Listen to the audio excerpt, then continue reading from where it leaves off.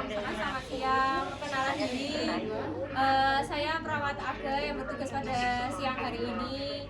Mau ngapain? Mau ngapain nih sekarang? Mau perawatan perineum. Mau melakukan perawatan perineum atau luka bekas lahiran, lahiran jahitan itu. Kayak gitu. Tujuannya disampaikan juga nggak? Disampaikan tujuannya biar apa?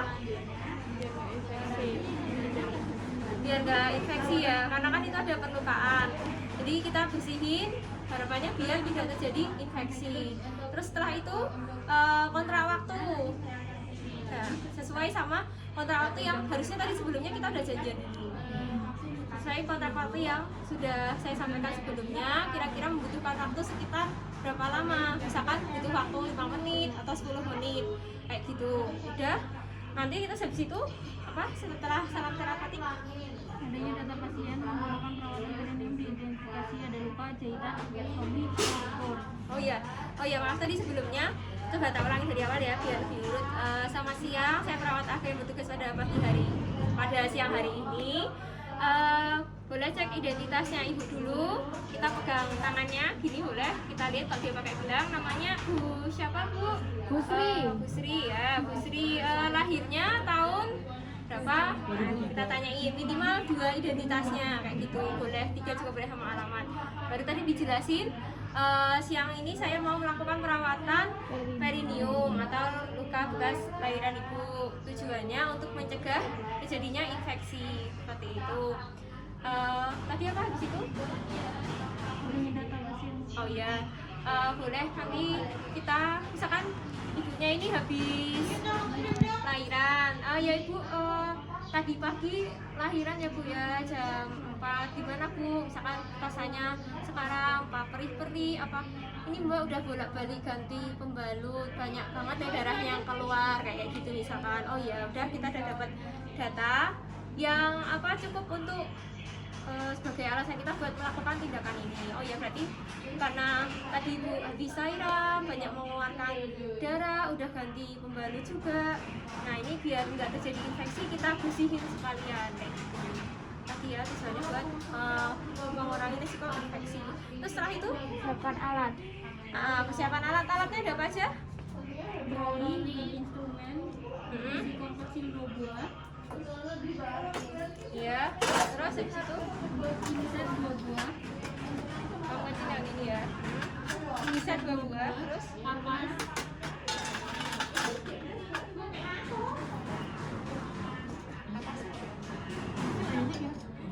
buat kurva ya. Kapas. NaCl,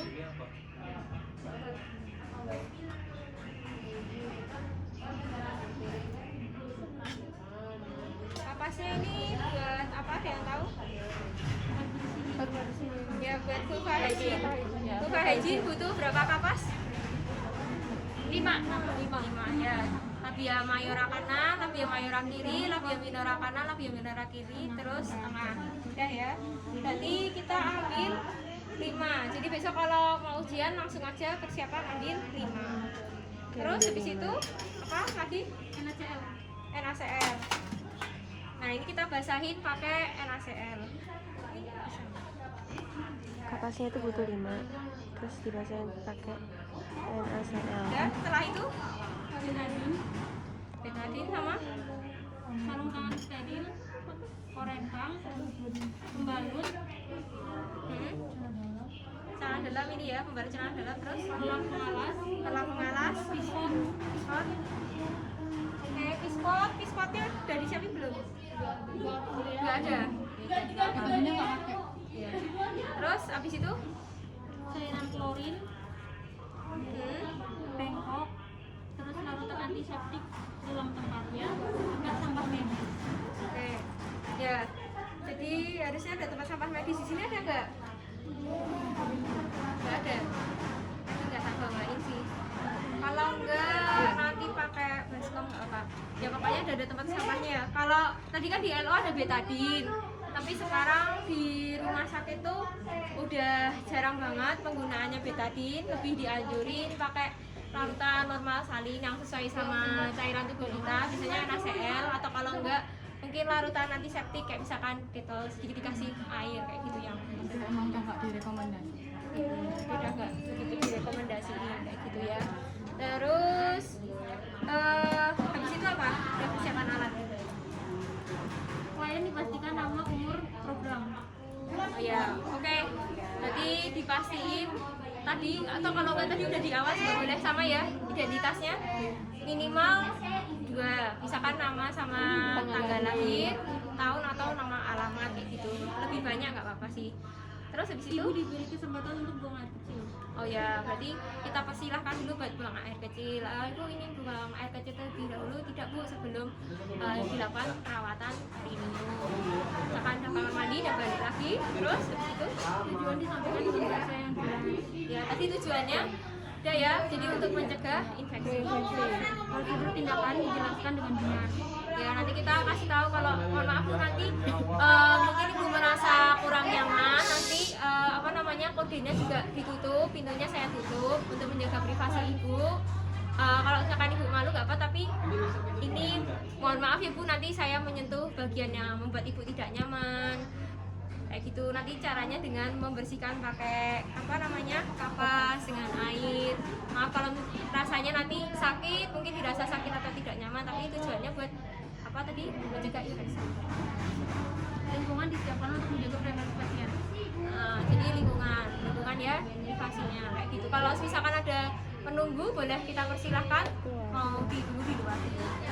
Penerangan ruangan diatur. Ya udah terang gitu, cukup terang. Kita agak membelakangi cahaya kalau bisa. Terus itu Cuci tangan dilakukan dengan benar. oke, cuci tangan. Jadi setiap kali mau tindakan itu kuncinya adalah cuci tangan. Jadi kita ada cuci tangan ya, boleh pakai hand rub, boleh pakai air mengalir. Kayak gitu. Nanti kalau udah Setelah dibekaskan, area pemeriksaan dibereskan dari pakaian, paha ditutup dengan selimut. oke, jadi gini. Tadi misalnya ini ya. Misalkan tadi dia kayak gini. Kita pakai 2 pantom ya karena ini bukan pantomnya perineum. Nah, kita minta posisinya apa? Posisinya Dosa recumbens. dosa recumbens. Oke. Tadi urutannya kita udah bilang ke ibunya, izin membuka pakaian bawahnya sama selimutnya udah dibersihin. Nah, kita posisiin pasien ini dosa recumbens. Jadi ditekuk gitu ya kakinya. Ditekuk ya Bu kakinya kayak gitu. Nah, kalau pantomnya ini nggak bisa ya udah. Mungkin besok pantomnya bukan ini kok. Nah, terus nanti kalau udah siap alatnya bisa diturunin selimutnya atau dari sekarang juga nggak apa-apa sih, tapi kalau saranku jangan terlalu lama. Misalkan kalian belum siap banget alatnya ya disiapin dulu, bener-bener udah mendekati, soalnya kan nggak enak ya kalau udah kebuka kelamaan kayak gitu. Oke gitu ya, pura-puranya ini udah dosa recumbens sama udah dibuka selimutnya kayak gitu. Nah, udah terus habis itu Perlak dan pengalas dipasang di bawah pantat dengan hati-hati. apa? Perlak dan pengalas. Oh ya, perlak dan pengalasnya dipasang.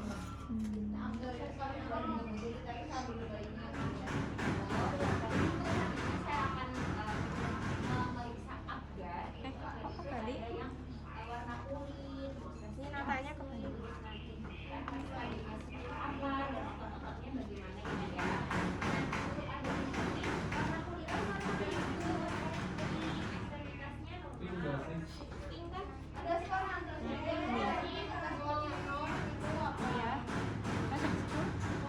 Pispot dipasang. Maaf ya Bu, dipasang perlak dulu. Nah, kalau di LO pakai pispot ya, terus diguyur gitu ya. Tapi ini nggak ada pispotnya. Tadi aku lihat di videonya Bu Sari juga nggak ada ya Mbak Sasa ya? Nggak ada, nggak pakai itu. Maaf, terus Sarung tangan dikenakan dengan benar. oke, nah di perawatan perineum ini prinsipnya steril karena dia ada perlukaan. Kalau tadi kan aku tanya sarung tangan sterilnya mana, pakai ini. Ya, emang karena kita dulu di lab karena terbatas ininya pakai kayak gini. Besok kalau ujian nggak usah panik, kita fleksibel aja. Misalkan disiapinnya kayak gini, berarti asumsikan sarung tangan yang ada di dalam tromol, ini namanya tromol, itu yang steril kayak gitu. Nanti kita buka, terus ambilnya pakai korentang, terus dimasukinnya ke bak instrumen. Jadi bak instrumen ini steril kayak gitu ya. Tapi kenyataannya di rumah sakit udah nggak ada kayak gini. Semuanya pakai sarung tangan steril sesuai ukurannya. Jadi ini tak bawain sarung tangan sterilnya kayak gitu. Udah pernah pakai? Ya, udah pernah ya. Jadi caranya mesti udah pada tahu pakainya gimana.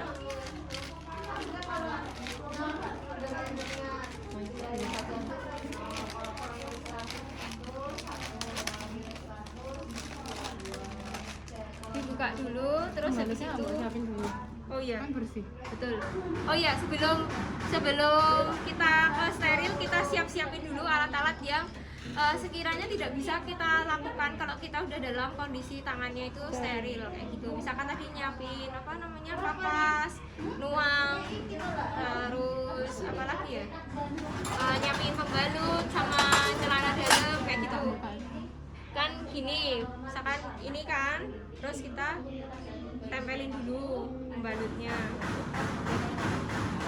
Udah siap, nanti siap pakai lah kira-kira, baru kita pakai. Nanti nih udah nggak steril kan nggak boleh pakai selimut. Oh ya.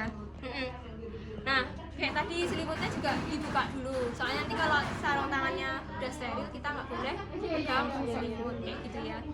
Udah, kira-kira udah cukup.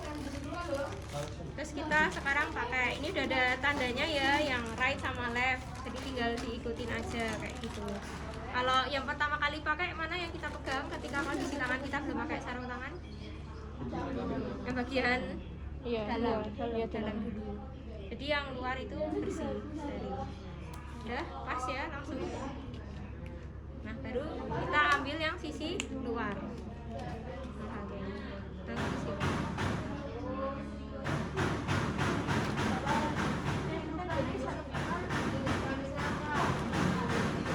Nah, ini maaf ya, aku contohinnya masih pakai jam tangan, harusnya dilepas ya. Besok jangan pakai cincin, jangan pakai jarum, jangan pakai jam tangan kayak gitu kan.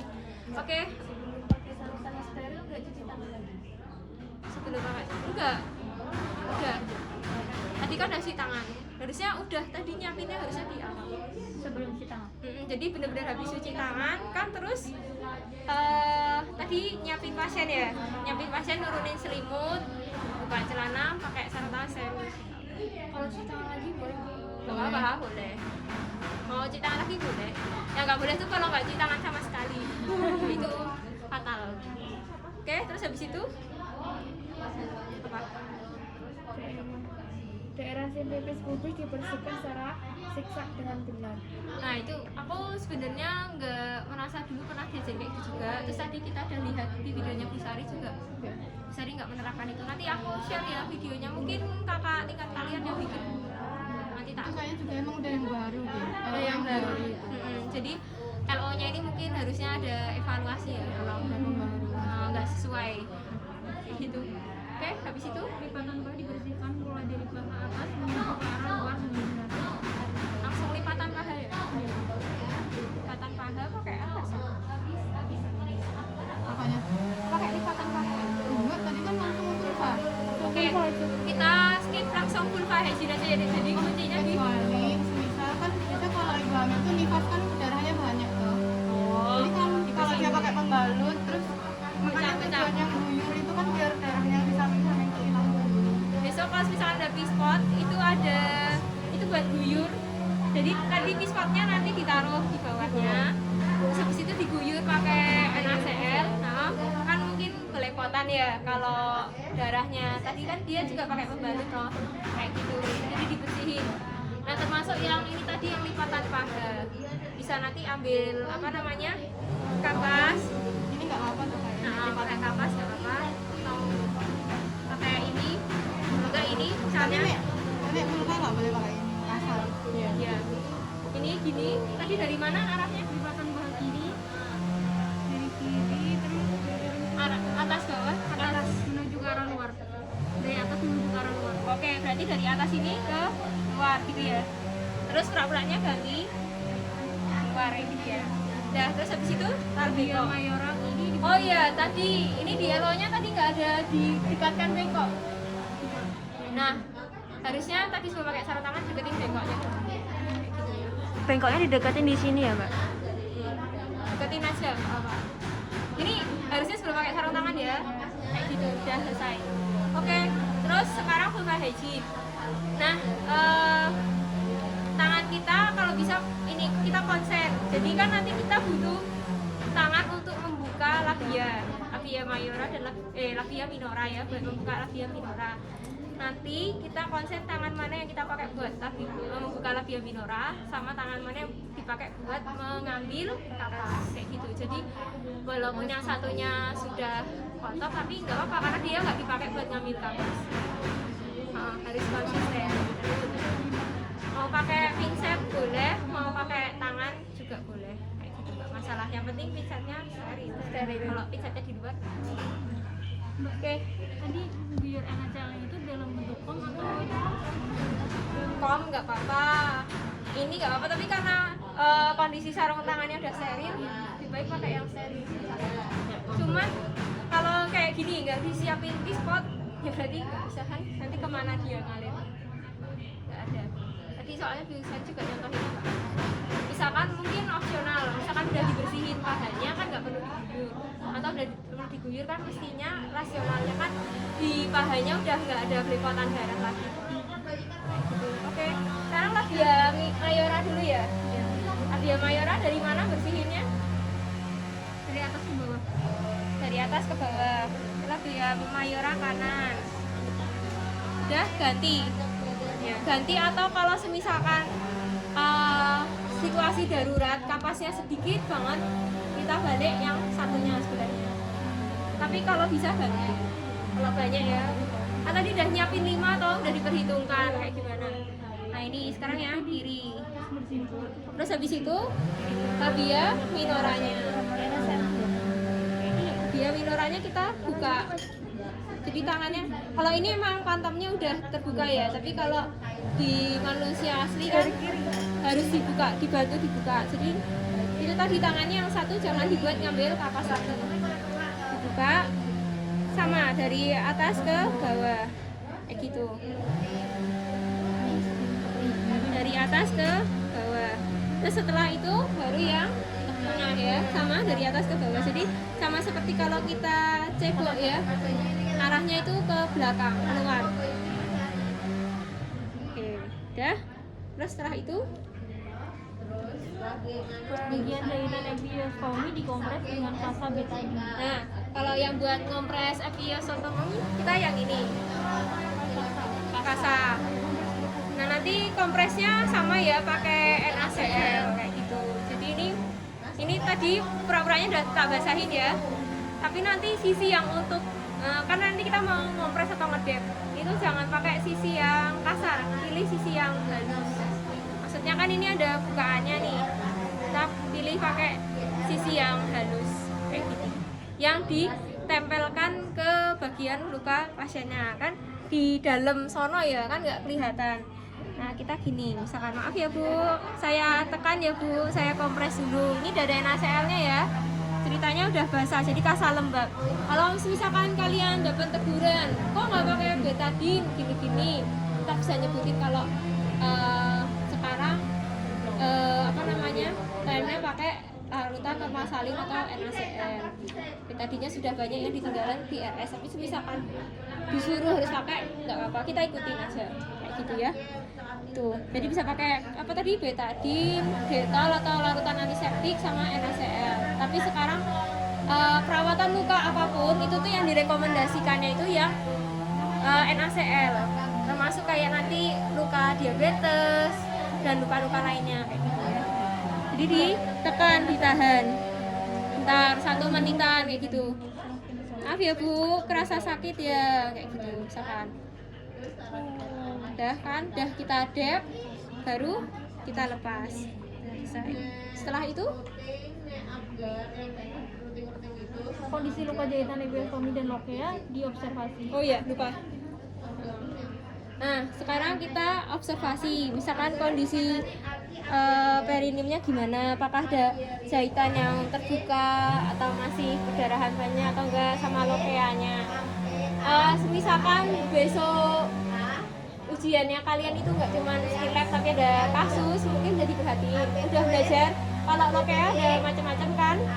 Nah, macam-macamnya lokea. Nanti misalkan kalian nggak cuma skill lab tapi juga ada kasusnya, berarti kan menuntut kekritisannya kita. Misalkan di soalnya itu nanti ada tulisannya Nyonya S 4 hari setelah melahirkan gimana, berarti itu udah otomatis terpikirkan di kita ketika nanti pengkajian lokeanya yang mana nih, apakah yang masih berwarna merah, apakah udah yang berwarna putih kekuningan, atau yang udah bening, apakah lokea rubra, apa yang lain-lainnya kayak gitu. Ada 4 macam ya kalau nggak salah. Nah itu dipelajari. Jadi nanti ketika menyebutkan observasinya itu pas kan, kayaknya kalau realitanya kan dia nggak keluar apa-apanya ya di sini. Nah, nanti kita bisa ngomong misalkan, oh iya Bu, ini jahitannya bagus ya Bu, nggak ada yang lepas, terus mulai terjalin dengan baik, terus masih ada perdarahan, darahnya tadi warnanya merah ya Bu, masih kental gitu misalkan, atau darahnya sudah merah kekuningan kayak gitu. Nanti disesuaikan sama kasusnya ibunya ini, perdarahannya gimana, apakah masih banyak, apa udah tinggal sedikit, warna apa, bau atau enggak kayak gitu. Terus jahitannya gimana, terus ini sekarang udah bersih, sudah kita bersihkan. Gimana Bu, Kakak tadi masih rasa sakit misalkan kayak gitu juga bisa kita tanyain. Udah setelah itu jadi udah diobservasi ya. Sarung tangan dilepas dan direndam pada larutan klorin 0,5% selama 10 menit. Nah itu juga nggak ada ya, nggak ada. Saya sabun aja. Selanjutnya dulu, selanjutnya apa? Membalut wanita dan celana dalam dikenakan dengan sopan dan memperhatikan kenyamanan. Ini copot dulu sarung tangan, langsung Ini kan udah selesai kan bersihnya, kayak udah selesai, yang sekali-sekali udah selesai loh. Berarti on PKK apa? Kan cuma tinggal langsung pakein doang. pakai kondisi kayak gini nggak baik. Ya. Oke, terus kita makain celananya pasien. Tanganmu turun dari sini. Oh iya betul. Tadi ketika bersihin, kalau sekarang kan aku udah on ya. Jadi ketika bersihin jangan sampai tangan kita blek gini. Kan ini steril, jadi dijaga buat di atas pinggang. Dari sini tuh udah on. Sama jangan mengenai barang yang tidak steril gitu. Terus ingat-ingat tangan mana yang buat megang vagina, mana yang udah kan sekarang udah nggak on lagi ya, kita bisa pasangin ibunya sarung tangan. Tapi kalau aku prefer misalkan sarung tangannya dirasa udah kotor atau penuh darah, bisa dilepas saja daripada ngenain celana ibunya. Nanti kita bisa ganti sarung tangan bersih mungkin, jadi dilepas saja. Kalau misalnya udah kena cairan-cairan, lepas taruh sini. Terus kita kalau misalkan nggak mau atau menghindari terkontaminasi ibunya, kita bisa pakai sarung tangan yang bersih aja nggak apa-apa, karena prinsipnya kan udah nggak steril ya kalau cuma pakaiin celana kayak gitu. Jadi kalau masih bersih nggak apa-apa. Nah kita pakaiin celana. Kalau tadi posisinya ditekuk ya kakinya ya, masih tekukan gini ya, berarti disesuaiin gitu. Misalkan aku ya Bu, dipakein celana dulu kayak makain bayi gitu loh. Terus dah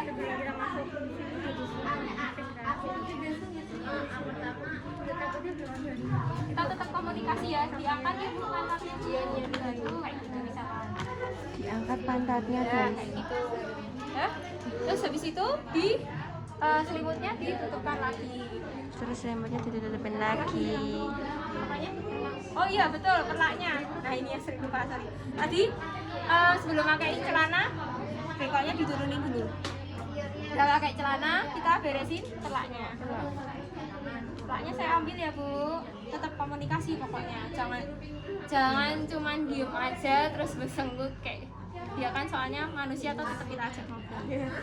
Udah selesai, udah diberesin, baru sini diposisikan nyaman lagi. Misalkan mau pakai selimut, kakinya terserah deh, misalkan nyamannya ditekuk udah apa, mau nyamannya dilurusin kita lurusin. Udah kembali, terus habis itu Jadi nanti oke, udah sampai situ ya. Tadi kalau sarung tangan bisa dilepas dulu, yang penting udah selesai tindakan sterilnya, boleh nanti cuci tangan, nggak apa-apa, cuci tangan pakai sarung tangan bersih, kita pakai celana kayak gitu. Nggak usah pakai sarung tangan juga nggak apa-apa.